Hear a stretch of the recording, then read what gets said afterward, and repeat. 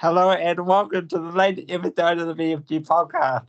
Today we are here to talk about the USA Football Ferns series that just occurred. Today we actually have the whole crew is here. So that's nice. Hello everybody. Hi, Blake. Hey, Blake. So who wants to start? We're gonna start with the Wellington match, and so we'll take it from there.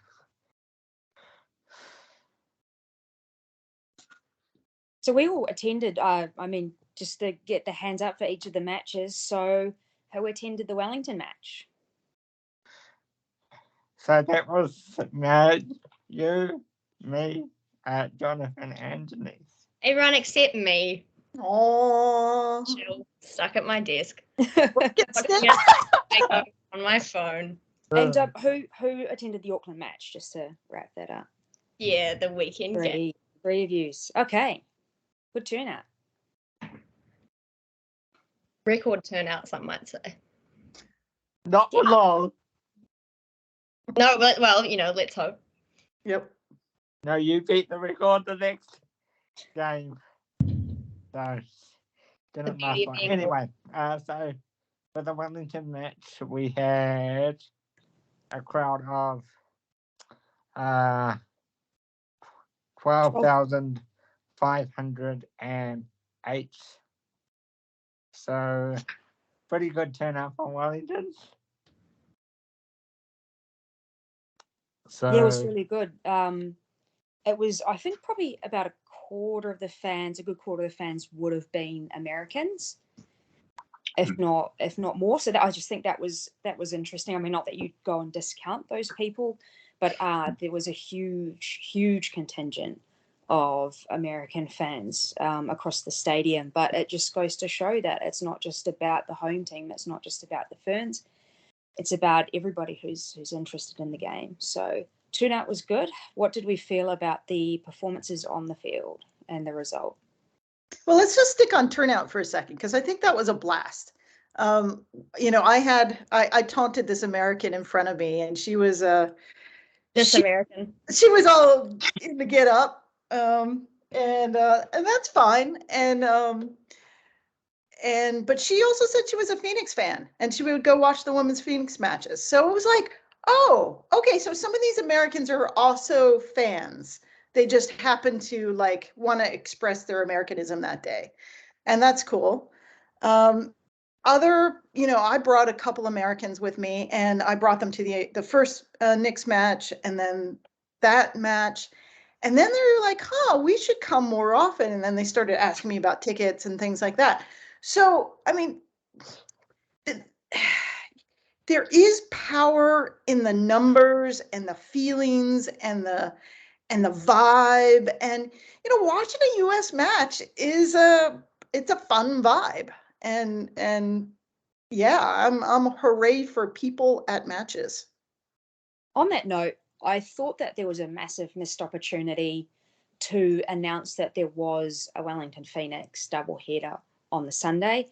Towards the end of the match, the Ferns match, or just after the match had ended, they could have just gone on the PA and said, hey, do you want to come and see some of those Football Ferns again? Or do you want to see more women's football? Or do you want to see more football? Just something like that, and say, come back Sunday. Come back Sunday. The Phoenix are playing, and they never did that, and I don't understand why. It does not make any sense to not do that. Everybody would benefit, but nobody did it. I think I have a reason for that, and it's quite a logical one, because I think they wanted to make it about the Ferns and trying to get that bigger crowd. I think they don't want to overshadow the Ferns themselves by talking about the domestic team, if that makes sense. Even though a lot of the players play for the domestic team, I think they wanted just to give the Ferns their day in the sun, So I think that's to me, that would be a very valid reason as to why they didn't do that. I mean, I think to riff off that a little bit, I know Holly was a little bit grumpy that the American players didn't sign enough autographs afterwards. Now, I got a couple cool ones, but as a general thing, they didn't pour out onto the field and sort of take over that signature line. And there's a reason for that. And I think that comes back to that everything that they did around that match was preparation for World Cup games. So everything they did the night before, the day of, post-match, everything they did was how are they going to be and how are they going to operate when they play a World Cup match. And I think that's a reflection of that. They may, when we're at the World Cup, they may spend like 5 minutes quickly doing something, but then they're going to disappear because that's how much, I think that's how much it means to them. I think I mean, from what I know as well, like from inside Ferns camp and things like that, that very much was the vibe that the US were like pretty strict, pushing pretty hard on pre and post match timelines. Everything was for their, like, you know, someone had a stopwatch running at every point of that tour essentially because they're just trying to have it as a massive dress rehearsal, which for me it's like, all right, but you said you were coming here to bring eyeballs to New Zealand, I think was the slightly strange American phrase. But like, you know, to me that means play the game a little bit, but equally I know how intense that this is an outfit that travels with 3 professional chefs, right? So I guess, you know, you get what you ask for. When the US we bent over backwards for this tour. We bent over backwards for them to come and do this tour, and it was just like the least they could do. I'm not angry like that they didn't come and sign autographs for me. I'm mad for like the heaps of people who were lined up around the tunnel holding Alex Morgan, "You're my hero" signs and stuff like that, and they all just walked out. No, I just think that was a missed opportunity. Yeah, you're one of the very few, Denise, that managed to actually get any interaction, and I just think that's a massive loss, and I think that's kind of bad faith from them that they didn't take the time to do that. But I did see Alex Morgan and Becky Sauerbrunn and Lynn Williams. Lynn Williams had a remarkable game, and we can talk about that in a bit. But Lynn Williams whipped off her shirt and gave it to a security guard, and the guy's like, "Wow, okay." He was pretty hunky. So, and then Alex Morgan did sign a bunch, and then I dropped this ball in front of Becky Sauerbrunn, and she signed it in the tunnel, and then she looked at me. She's like, "I have the ball. I'm going to throw it, and you're going to catch it." And I was like, "Yes, Becky, I will do anything you want." I'm like, I got it. Oh, captain, my captain. Exactly. Now I know what it's like to be. Yeah. But the flip side to that, the counter is that the Ferns spent about 45 to 50 minutes signing absolutely anything and everything for anyone. And that's essentially what the US tour was. In part, it was a PR exercise for the Football Ferns, and they nailed it. In Wellington, the Football Ferns absolutely nailed the fan interaction. They nailed it up here too, like just before we get into the football stuff, which is where my heart lies. But like, you know, on Friday they were outside Commercial Bay, which is the business centre of Auckland, at 1 p.m. It was like 27 degrees.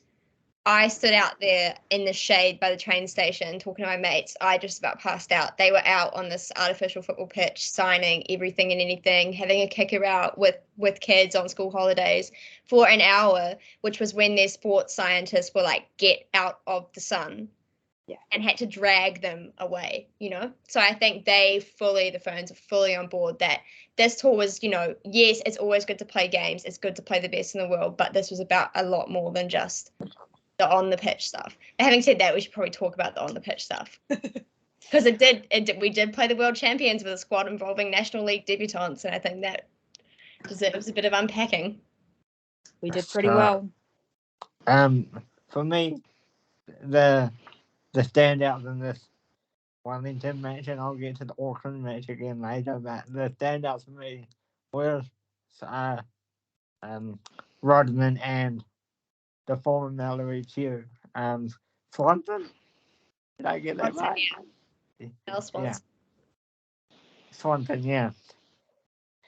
She just killed them in both matches. She's an incredible player. And I thought Rodman was too when she came on.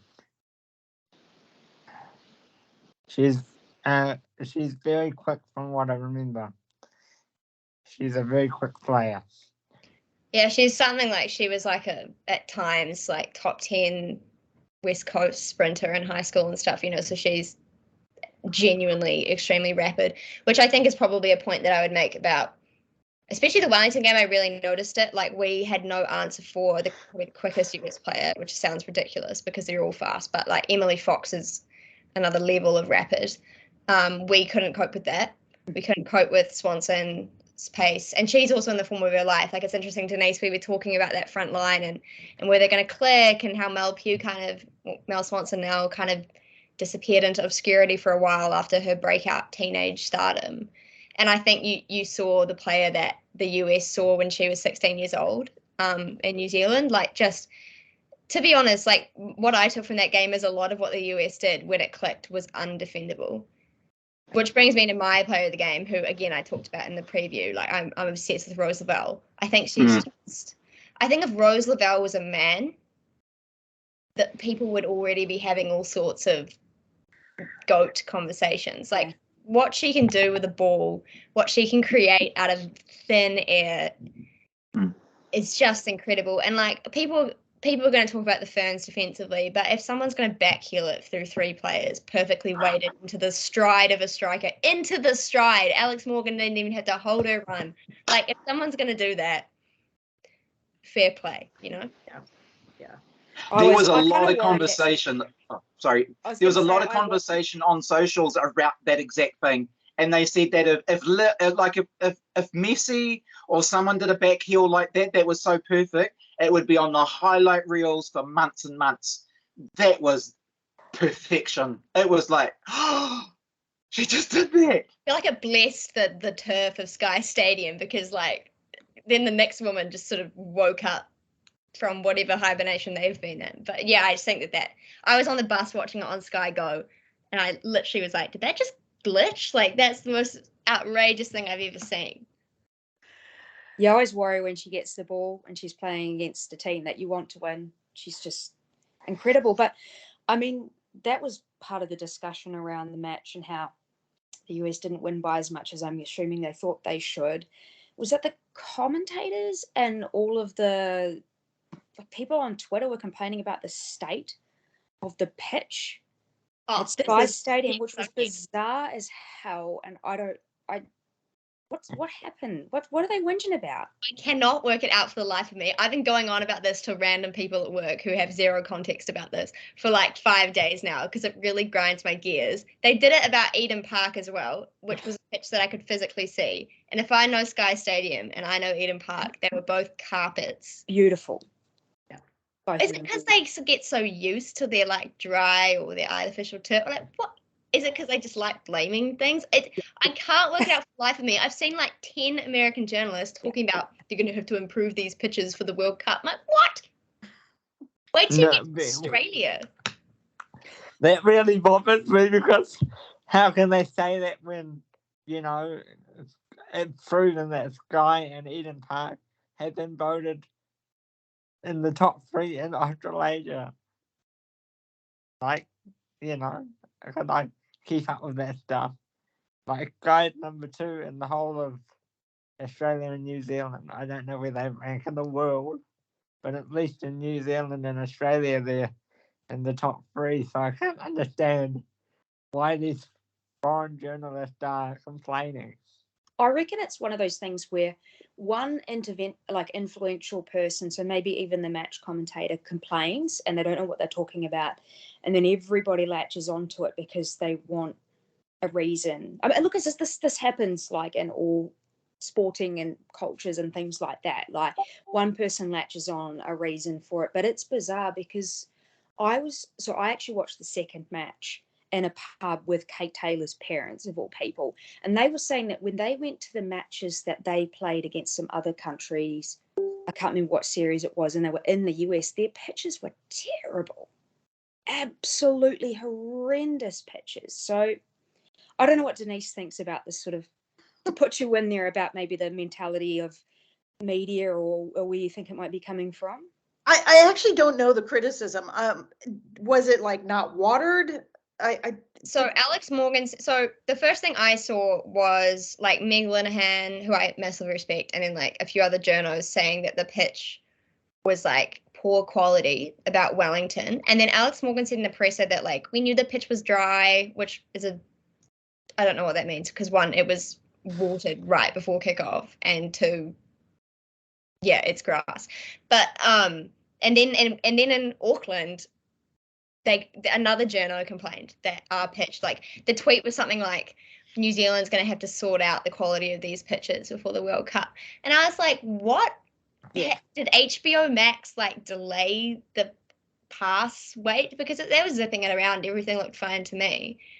From my perspective, having like been inculcated in that like US WOSO fan world, that I think it does reflect, and it's a bit of an awakening for New Zealanders that might not know what it's like, that sort of fixative, critical lens that is foreign to our women's sport culture. But, you know, you saw a lot of comments being like, the Football Ferns are useless, like all they know how to do is foul the Americans, etc. Like there was a lot of negativity that I think for New Zealand fans was a bit of a like, oh, this is different. See, my feed is just full of beautiful thoughts and beautiful tweets. Joking. Yeah, we're a bunch of a-holes sometimes, and we'll just complain and feel pity on teams, and just kind of it's you get a lot of ignorant people. Now, I've been to America. I've looked at the pitch. I've looked at the pitch at Sky Stadium. I looked at the pitch in Eden Park. They were both watered before the match. I even asked a famous journalist, Meg Linehan. I was like, what are they talking about? She's like, I don't know. So if she doesn't know, people don't know. Like, I don't know. Those pictures that Kate Taylor's parents will be talking about are probably the games that we played in SoCal, where we played the Philippines and I think it was Mexico. So I think so, yeah. And that was like late summer in California. Yeah, a couple of ACLs gone on those pitches. Yeah, like, I believe it. I mean, it is some of these places that they put women's football, they're terrible or absolutely. Yeah, Megan Rapinoe like did her ACL training on a terrible pitch in Hawaii. Exactly. She did her ACL playing Mexico on those pitches that we're talking about just now. Yeah. You know, whereas we got through 2 games major injury free. Yes. Which for me was partly what I was scared about, right?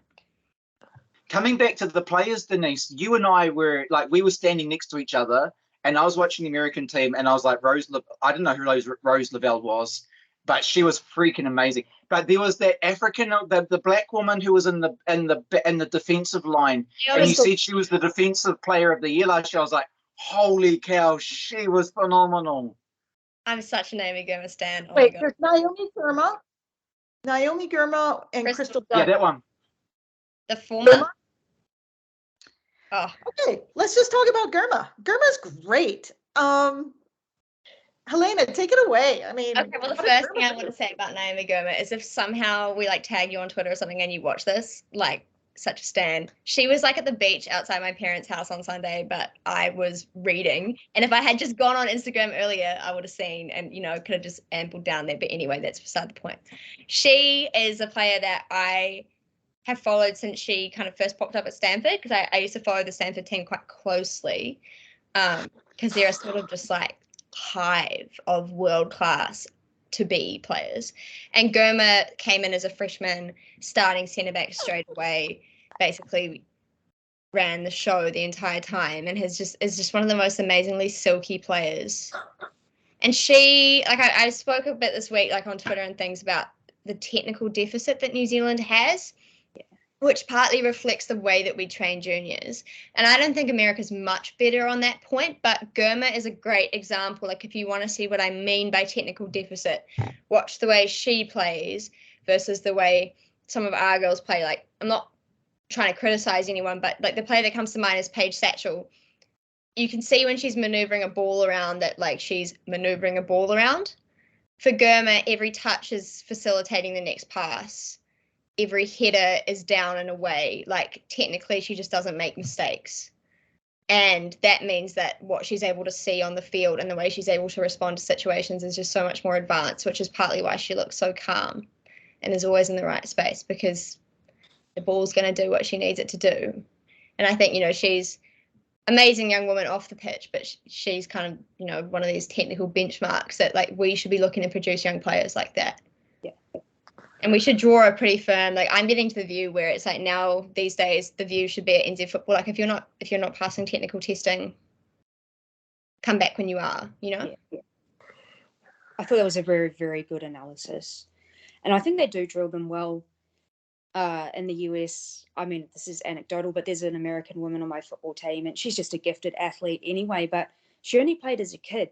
But she just, every touch is so good. And again, that's an anecdote. That's one person, but that's the sense that I get, is that that's really well drilled, and maybe we're missing that. So I know, so that we don't make this too long and we can move on to Auckland. I just want to do some quick fires about, you know, all the scoring and stuff in Wellington.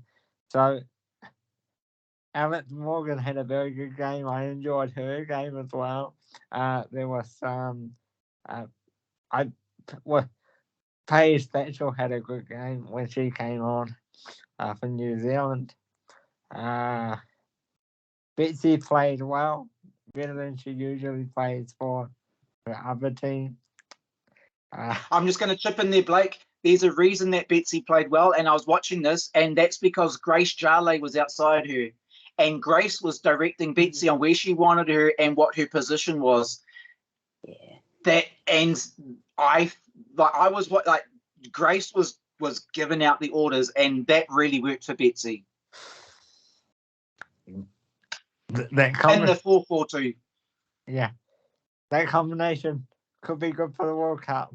I mean, I honestly kept getting like literally blown away with like Grace Jolly and sometimes Crystal Dunn mixing it up. I was like, this is like a dream come true for me. I'm like, sometimes I would just kind of step back and I go, this is cool. Like, I didn't know this would ever happen in my life, you know, like, my favorite was Ava Collins, who like I played against when she was in the NFL. Ava Collins, who's like crunching Lindsay Horan.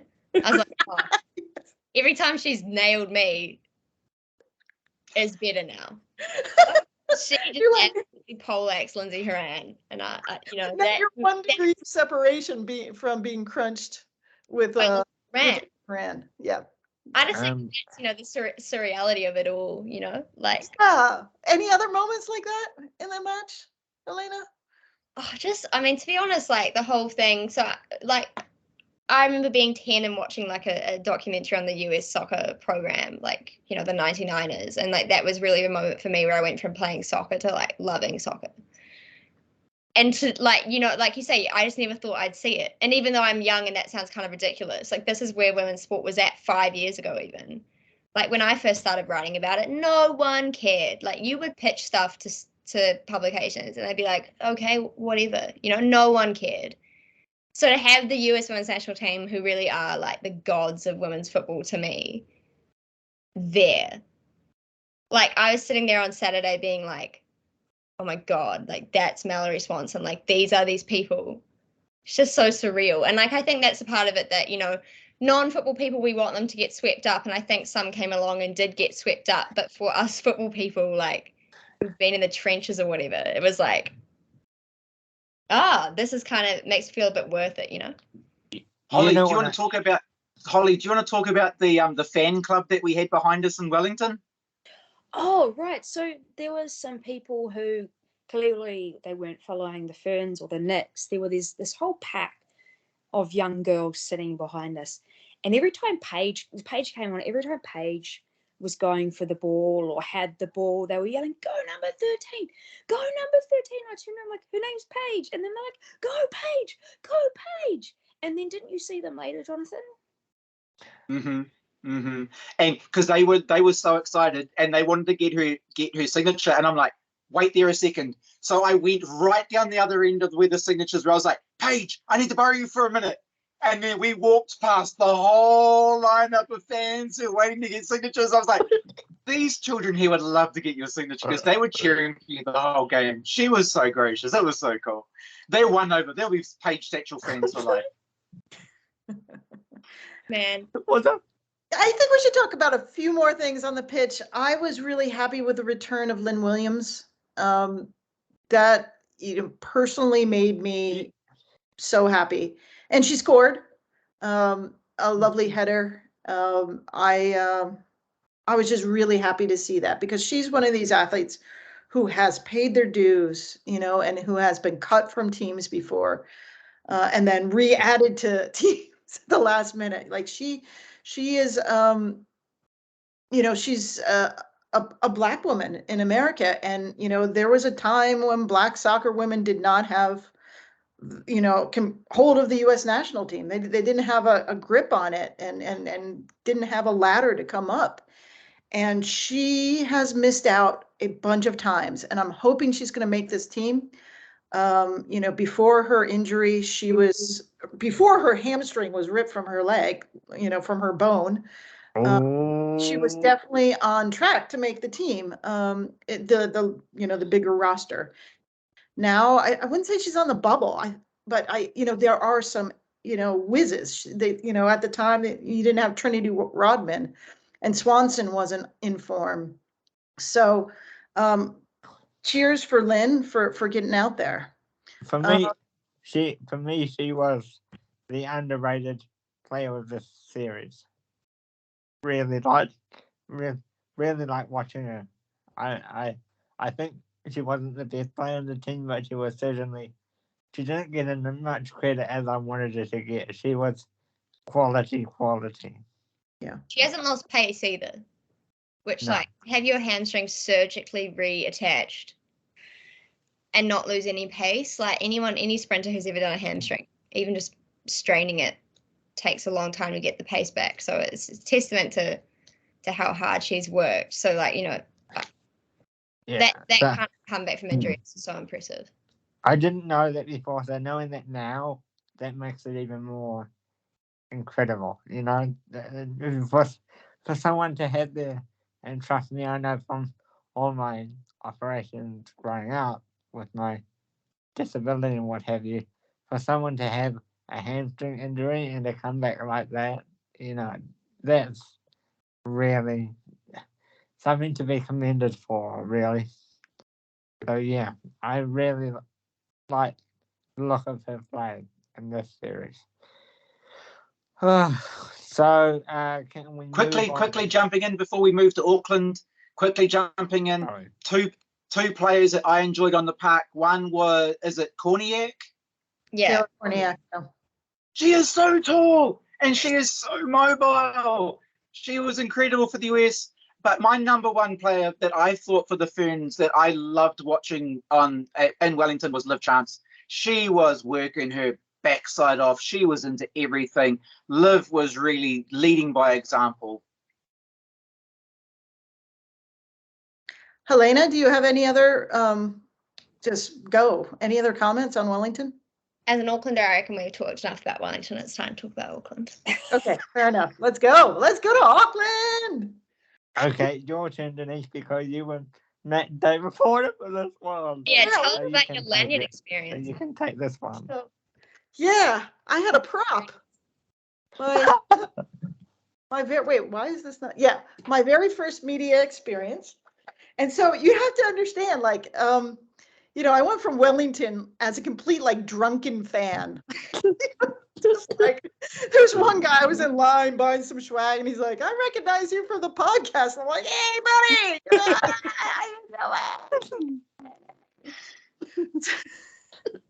So then I get picked up by Impetus, and a great organization out of England, and they're like, "Okay, you're a journalist." I'm like, you're in the headlights, and I debut on probably the biggest match I will ever see or the most important match emotionally to me I will ever see.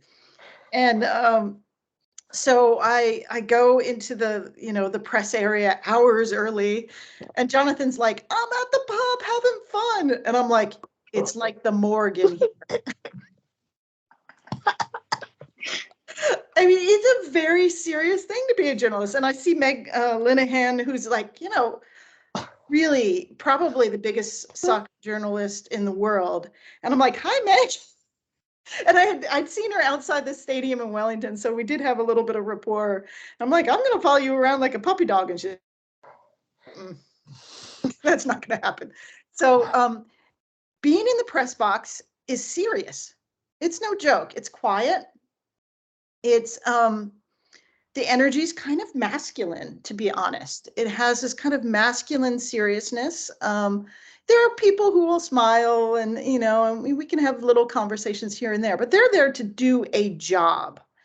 And, you know, the job is to think about all this independently, you know, so there is no group think around it. And so, you know, I could chit chat around a little bit, but it was very intense. Like when, you know, anyone scores, you can't cheer, you can't do anything like that. It is, and I'm like, I'm trying to take notes, and I'm like, who was that? What time? Who's coming in for who? You know, so that's all. And then you're trying to analyze the game independently, and it's different.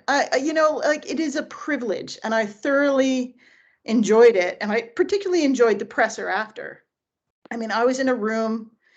You know, impetus said, go sit in the front and get some photos. And so I'm like in the front row, and like Rose Lavelle walks in, and she's like 3 feet away from me. And I'm like, you know, I'm like, not a fangirl, I'm a journalist, and, but fangirl. And, you know, Vlatko sits down next to her, and they're like, okay, questions.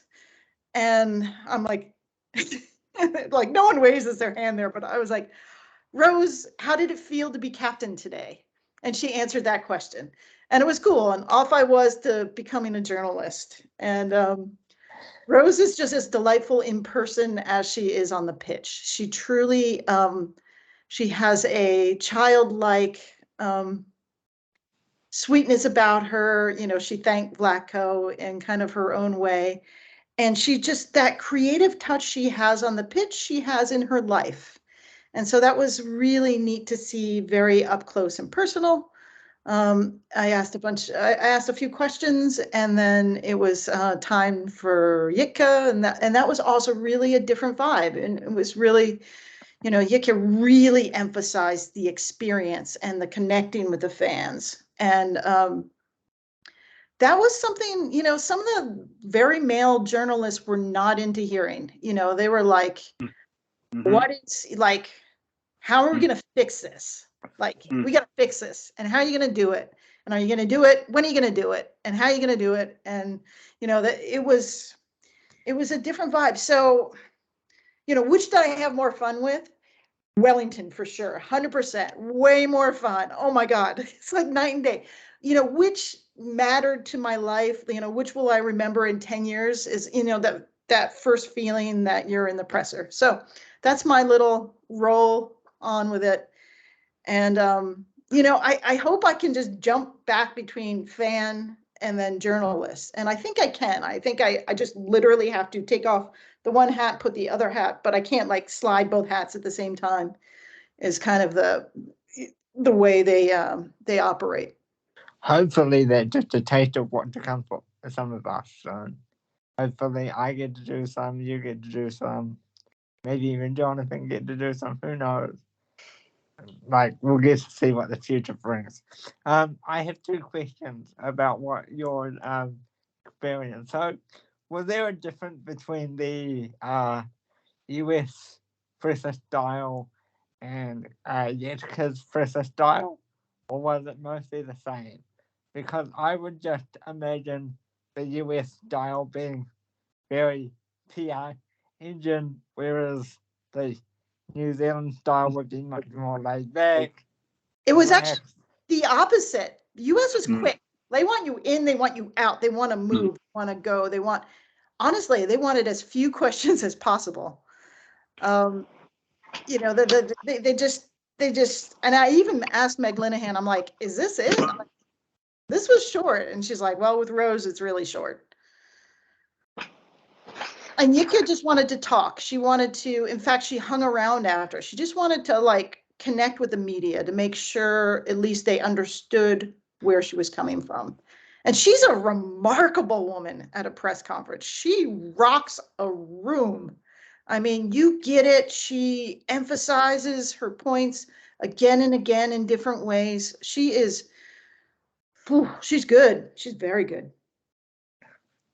So what style did you prefer, the US style or the New Zealand style? I'm gonna switch that. Let's talk about football.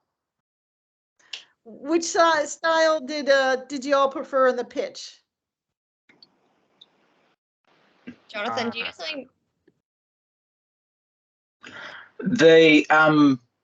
the impressive thing about the US, the thing that struck me the most was that they were on every pass and every play. It's almost like they had like a crystal ball and they knew what was coming. They were half a step ahead on every single play. We were playing catch up the whole time. The US are just at a whole nother level. And in that 4-3-3 formation, they had room to run, speed. I could just wax lyrical about how good they were. I better stop. By the way, this may not be the correct number, but the crowd attendance for that was around 12,700. and So they beat the record again. and 21. 12,721. Which, now that you've raised that, would like to make a point, because I saw some Wellingtonians whinging on Twitter about how it's not fair because Auckland's big city, blah, blah, blah. It was on a weekend. And yeah, point taken, it was on a weekend. That was an advantage. But it was on a weekend where there was a massive concert on, the Red Hot Chili Peppers, which took out like 20 people that I personally know who would have been at the game. So it was a decent shove from Auckland as well, because I think what people forget about Auckland is it's like I live an hour and a half's drive from people I go to university with. It's a very big city. Transport's hard, especially at Eden Park. So I think I feel that's a pretty good effort from Aucklanders, especially because I feel like a lot of people didn't really know what was going on until about like Thursday or Friday. Started talking about it in the office, kind of forcing people to get tickets and take their daughters and things. And then I've had some cool conversations the last 2 days at work of people being like, man, like I'm gonna get World Cup tickets. Like that was a really cool vibe. And I think that's the thing. Meg Linehan tweeted, "This crowd is lit." And it really was. Like, you know, Jonathan, you kind of talk about how the US soccer style is like they're one step ahead. But then every time the Ferns even got like a toe to the ball, the crowd was going off. Yeah. And I think and there's something in that, because like there's a big difference between Sky Stadium in Wellington and Eden Park. And Holly and I were talking about this last week around Allianz and how they've changed it. And now like at Eden Park, it used to just be wide open. Now we're in the north stand. It's almost like there's a concrete ceiling above the fans on that side. And they've opened it up at the back. So you can stand at the back and see all the way down to the field. Like you can stand anywhere at the back. But the echo, the cheering bounces off like this concrete roof and comes down, and it sounds like there's 40,000 people there, not 12,700. It was incredible. Yeah, it was seriously cool. I mean, like the football, to be honest, like it's been interesting for me reading comments and reading, like you said, Denise, like that kind of angle of like how are we going to fix this. I think I read something and stuff like we've learned nothing or something, which I just like don't. Like, I'm going to speak quite strongly now. Like, I just think that that's wrong.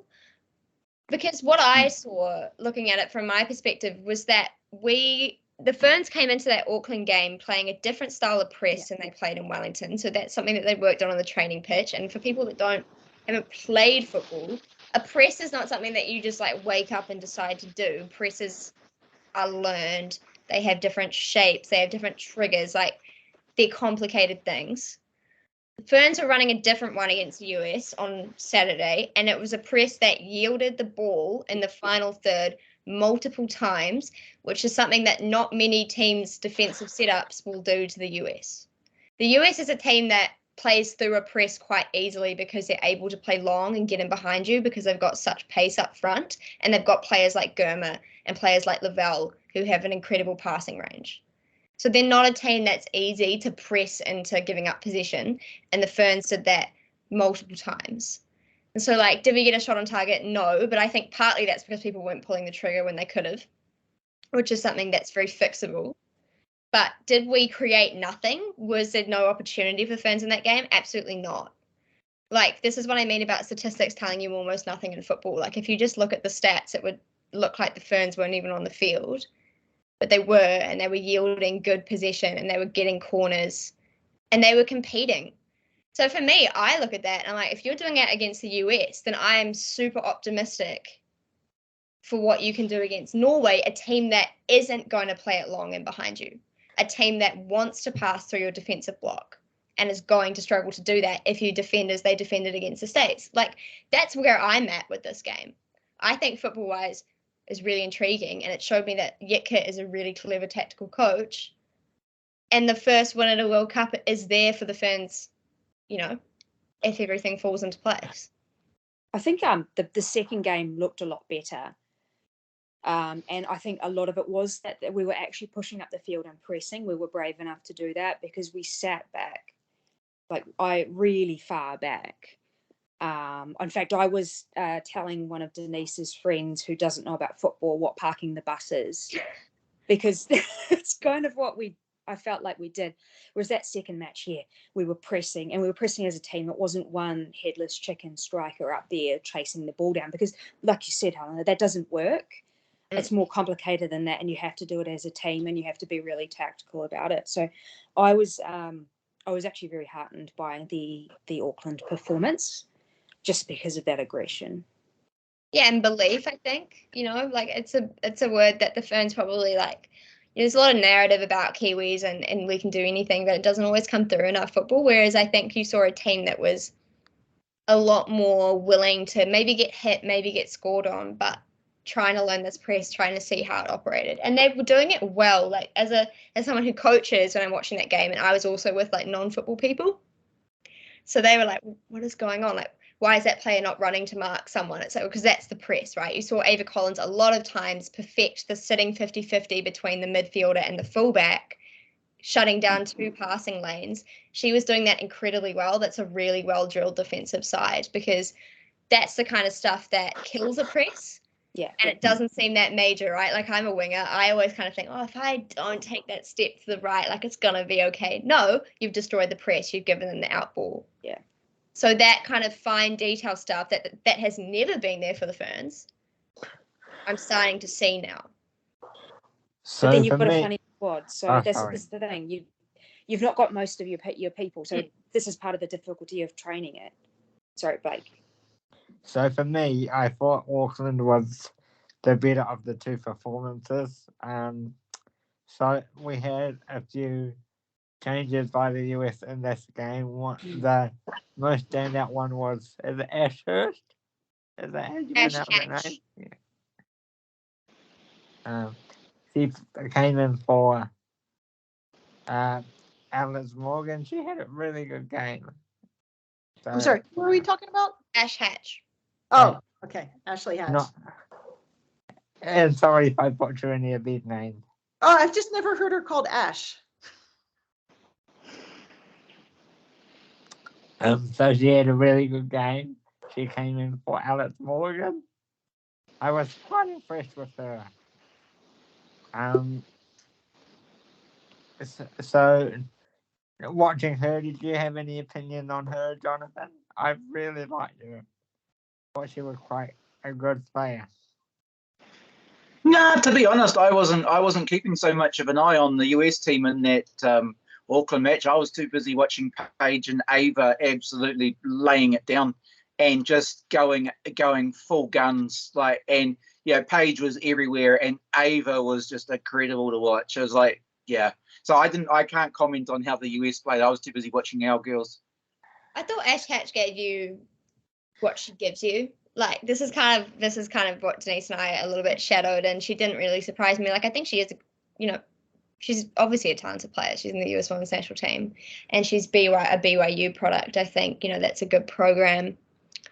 But, she's tall, she's got good positioning, she was in the right place. It was a nice finish, that first goal. Like, those finishes aren't as easy as they look.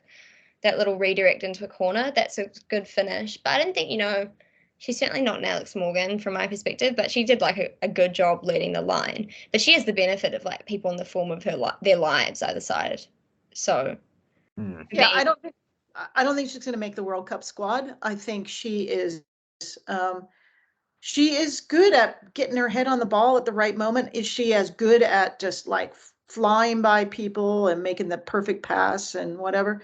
I mean, she's good. She's like really good, but I don't think she's going to make the squad.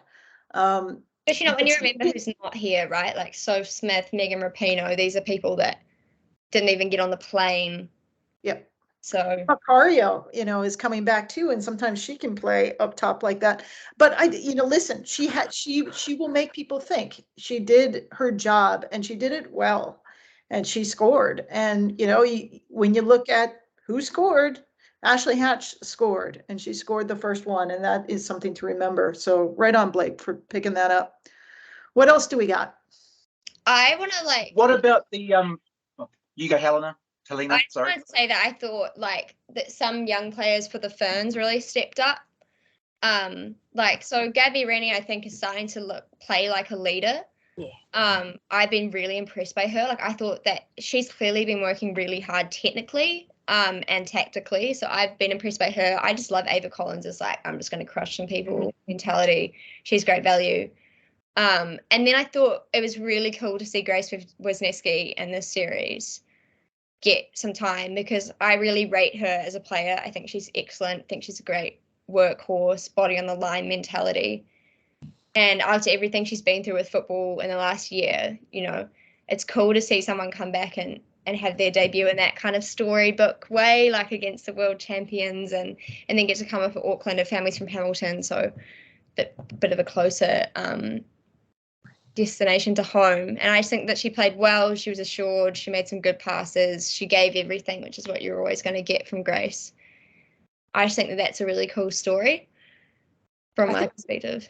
You see a lot of the narrative of players coming back from physical injury, and it's amazing. But we hear that story a lot. To come back from like a serious mental health issue that prevents you enjoying playing football or training. It is an incredible story. And also she's worked so hard for the Phoenix as well. So we're extra stoked to see her make her debut. Yeah, it's just something that, is not super talked about, in sport.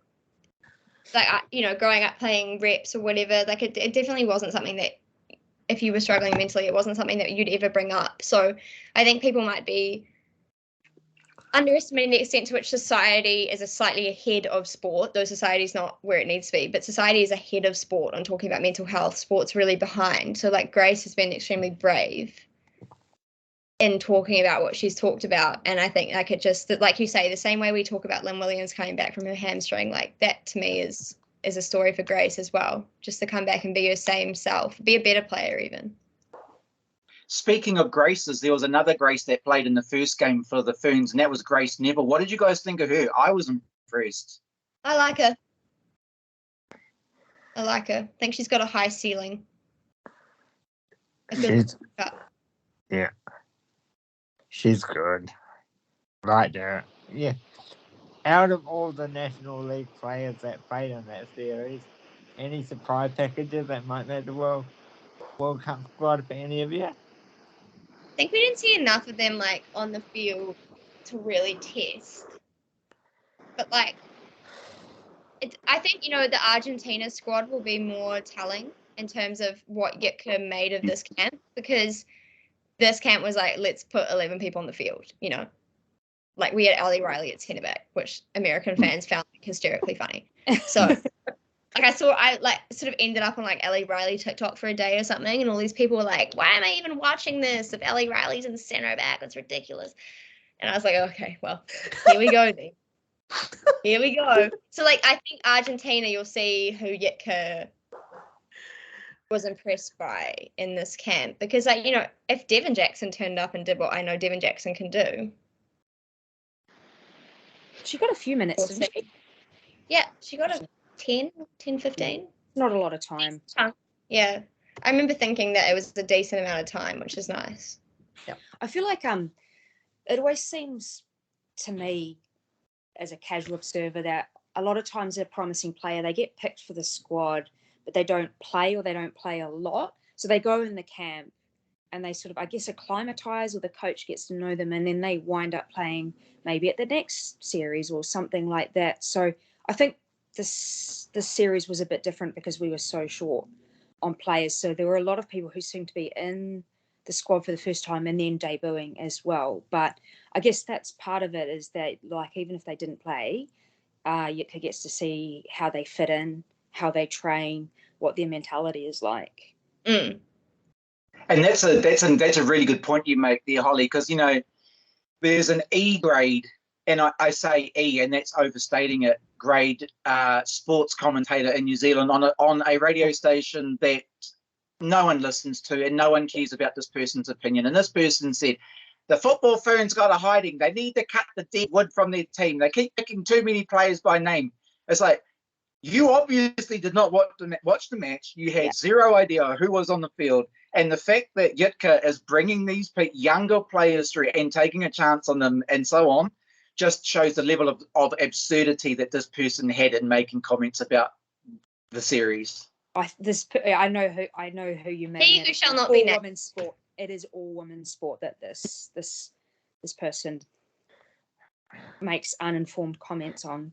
There is a commentariat, which I think you said, Helena, this sort of unfortunate, really male commentariat who don't actually follow the team. Like, that really bothers me. I think I've mentioned before in our podcast talking about next games, people who make comments, and if they actually watch the women's games regularly, they would know the answer to that question and they wouldn't be making these statements. But it's something I've been thinking about, especially this, the last week and a half, with like the buzz around the US kind of running. To me, it was like two oceans meeting. Like, you had the buzz from people who knew what they're on about like, this is the start of the party, right? Like, this is getting people on board the bus. And then the people who were like, this tour is throwing the Ferns under the bus. What are they going to learn? They're going to get smashed. No one's there. Like, there were these two things meeting in the middle. And like, to me, and then you see people being like, why are they smiling? Why are they having fun at training? Why is Ali Riley pretending to be a DJ? This is ridiculous. Women can't have joy.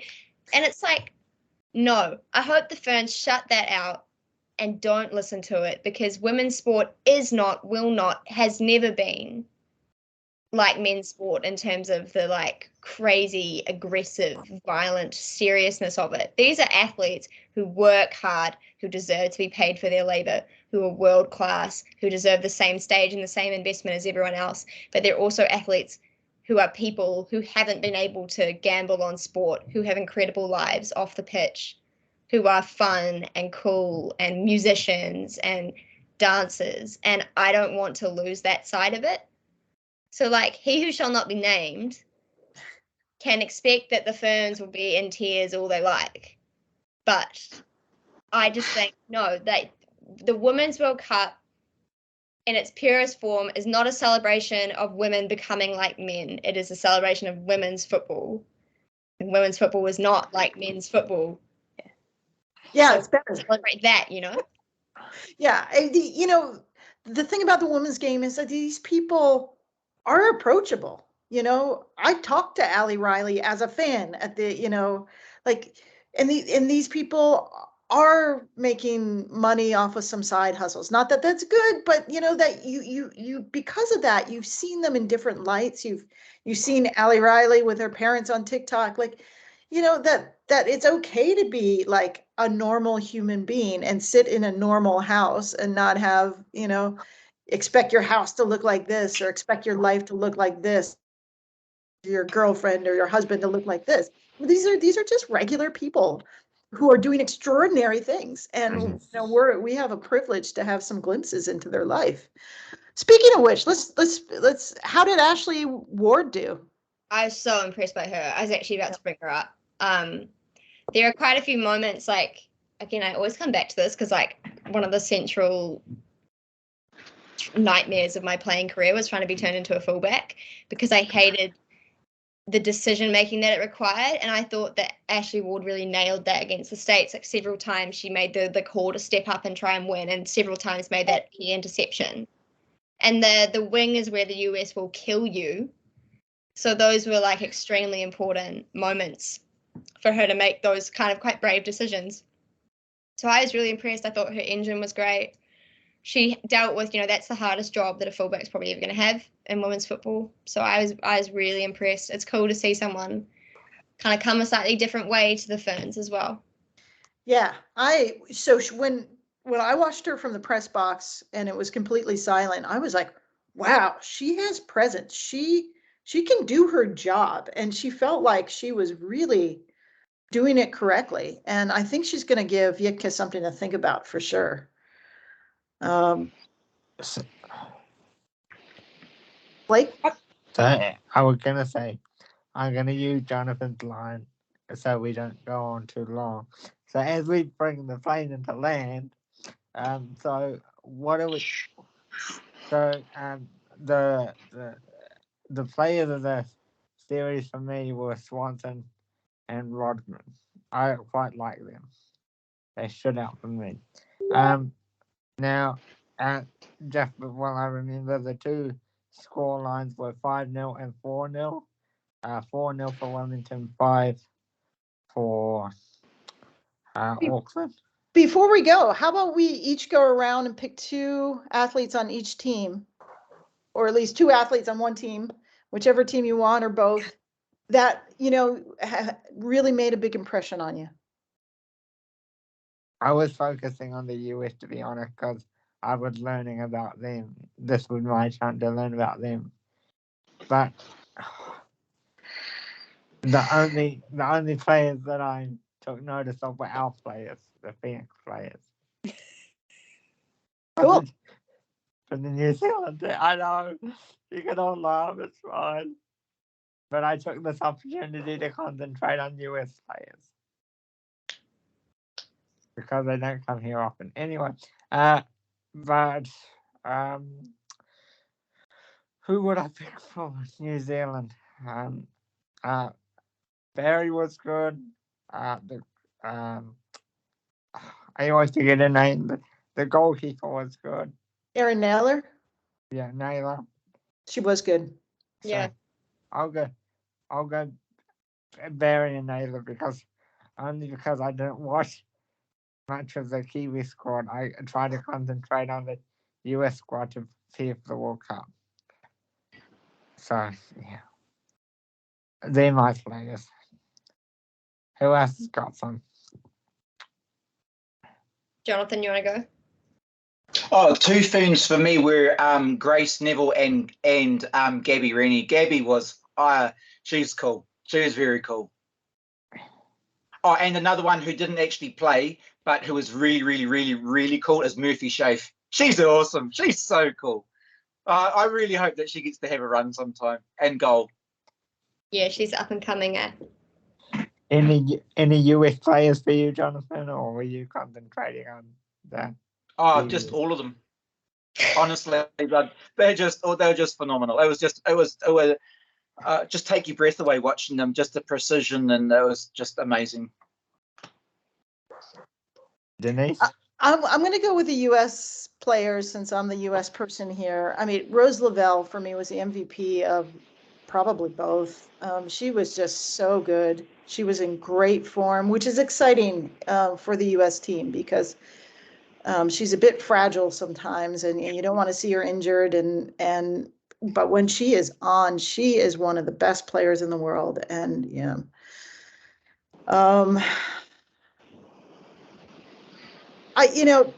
I'm just going to pick an obvious person. I'm not like a big Mallory Swanson fan because off the pitch, she doesn't do it for me. She didn't know what a Kiwi was, like a Kiwi was a bird, like things like that. I'm not a fan, but she was really fast, really great form.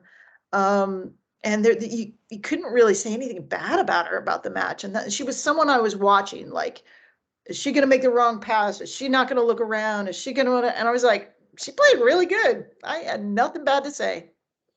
She was, yeah. As I said, I really enjoyed watching it. She was deadly for me. And I will say, Trinity Rodman surprised me. And what she surprised me with was her passing. And Pass first. well, yeah, her texture on these passes were incredible. And I was like, you're young. You shouldn't be able to do this yet. And she did it incredibly.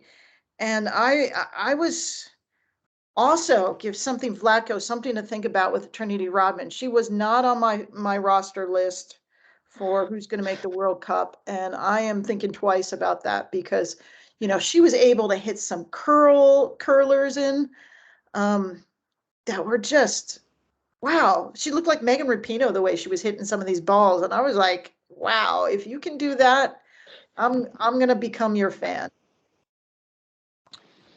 I miss it.